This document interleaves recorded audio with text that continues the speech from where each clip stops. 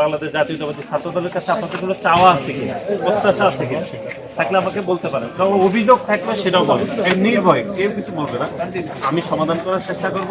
আমি চাই যে মেয়েদের সম্মান দেওয়া হোক, মেয়েদের কোনো সম্মান দেয় না, আজে বাজে কথা বলে, যেটা আমি চাই। মানে সব মেয়েদের বোনের মতো ভালোবাসবে, সম্মান করবে। ক্লাসে অনেক বড় ভাই আছে যে আমাদের সাথে আমার ক্লাসের ছেলেরা যদি হাঁটে তাহলে তাদের ছেড়ে দেয়, অনেক কিছু বলে। আমাদের দলে যদি কেউ করে আপনারা সরাসরি আমাকে ফোন করবেন, আমার হোয়াটসঅ্যাপ আমি নাম্বার দিয়ে গেলাম, সাথে সাথে ব্যবস্থা নেওয়া হবে, বহিষ্কার করা হবে এবং পুলিশের হাতে আমরা দিয়ে দেবো। এবং আমাদের দলের চেয়ারম্যান আপনার তারেক রহমানের সবাই নাম শুনছেন না, তিনি একদম কঠোর, কেউ যদি সামান্যতম অন্যায় করে তাকে সাথে সাথে বহিষ্কার করা হবে। শুধু বহিষ্কার করা হবে না, তাকে পুলিশের হাতে দিয়ে দেওয়া হবে। আগের মতো কোনো রাজনীতি চলবে না। ইভেন আমি তো দায়িত্ব, আমি যদি কোনো ভুল করি আমাকেও শাস্তির জন্য বলা হবে। সুতরাং যেখানে আমি শাস্তিযোগ্য অপরাধ করলে আমাকেই মাফ করবে না, সেখানে অন্য কেউ তো মাফ করবোই না। একটি সুস্থ ক্যাম্পাসের জন্য যা যা দরকার আমরা ছাত্রদল তা কোনো ধরনের সন্ত্রাস, চাঁদাবাদী, দখলদারিত্ব আমরা মানব না। কেউ না বুঝলেও আমরা আপনার প্রয়োজন বুঝি, আর তাই তো অত্যাধুনিক ফিচার সম্বলিত বিভিন্ন সাইজ আর কালারের 250-টিরও বেশি ডিজাইন অপশন নিয়ে ওয়ালটন স্মার্ট ফ্রিজ বোঝে আপনার প্রয়োজন। পুরো অংশটি আমাদের দুর্নীতি কম ছিল, ওখানটাই আমাদের দুর্নীতি আগে কম ছিল, দেশটা আগে একদম হঠাৎ করে আসলে বন্ধ করা যাবে না, ধীরে ধীরে বন্ধ করা যাবে। সবাই সচেতনতা এরকম বড় বড় বাংলাদেশের পাবলিক বিশ্ববিদ্যালয় করার চেষ্টা করতে হবে, ঢাকা বিশ্ববিদ্যালয় স্বপ্ন বড় করতে হবে, ঠিক আছে।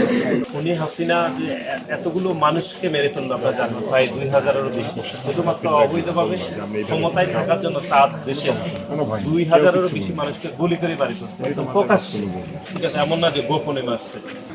আমরা হয়তো উপলব্ধি করতে পারতেছি না, যার ভাই মারা গেছে, যার সন্তান মারা গেছে, তারা বুঝতেছে যে তাদের কি ক্ষতি হয়েছে। আমরা হয়তো এরকম সংখ্যা বলতেছি যে 2000 লোককে মারি ফেলছে, এটা আমাদের ফিলিংটা ওইভাবে হইতেছে না, কিন্তু যার মারা গেছে তার সে বুঝতেছে।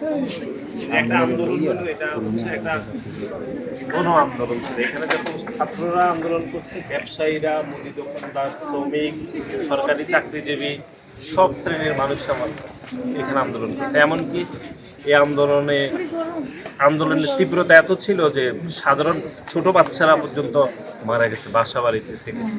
এবং সব আন্দোলনের সব শ্রেণীর মানুষ এখানে অংশগ্রহণ করছে। এই আন্দোলনের উদ্দেশ্য ছিল একটাই, সেটা হচ্ছে একটা বৈষম্যহীন সমাজ তৈরি করা। কোটা সংস্কার, কোটার যে ব্যবস্থা ছিল এটা তো একটা বৈষম্য ছিল। এই আন্দোলনে কিন্তু চাল ডাল নিত্যপূর্ণ দ্রব্যাদি কমানোর জন্য কোনো আন্দোলন ছিল না, এটা ছিল একটা বৈষম্যহীন সমাজ ব্যবস্থা করা। তার বিপরীতে এখনকার যে রাজনীতি আমরা চাইতেছি সেটি হচ্ছে যে একটা ইতিবাচক রাজনীতি থাকবে, যেটি সাধারণ শিক্ষার্থীদের জন্য ছাত্র দলের রাজনীতি থাকবে এবং কোনো ধরনের কোনো সন্ত্রাস, চাঁদাবাজি, দখলদারিত্ব আসলে আমরা চাই না। আমরা চাই যে সব মানুষ সব কথা ফেসবুকে লিখতে পারবে, আমরা সেই ধরনের রাজনীতি চাই।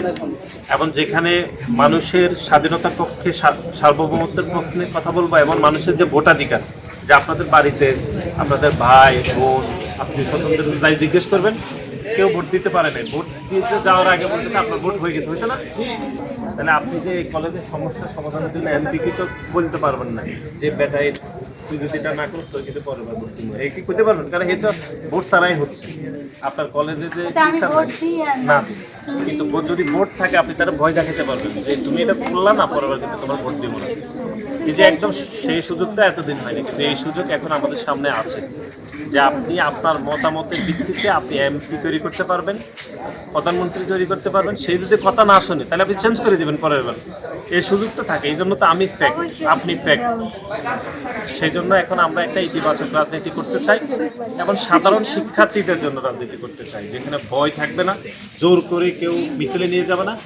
আমাদের কোনো বোন যদি রাস্তা দিয়ে হেঁটে যায়, কোনো সন্ত্রাসী তাকে উত্তপ্ত করতে পারবে না। কেউ করলে এটা সামাজিক আন্দোলন করতে হবে। আপসীন নেত্রী, 3বারের প্রধানমন্ত্রী ছিল বেগম খালেদা জিয়া, উনি অসুস্থ, ওনার জন্য দোয়া করবেন। তারপরে হচ্ছে তারেক রহমানের জন্য দোয়া করবেন এবং ছাত্রদলের সব স্তরের নেতাকর্মীরা আপনাদের সাথে আছে। আমাদের ছাত্রদলের পতাকা তলে আপনাদেরকে আসার জন্য আমরা উদাত্ত আহ্বান জানাচ্ছি।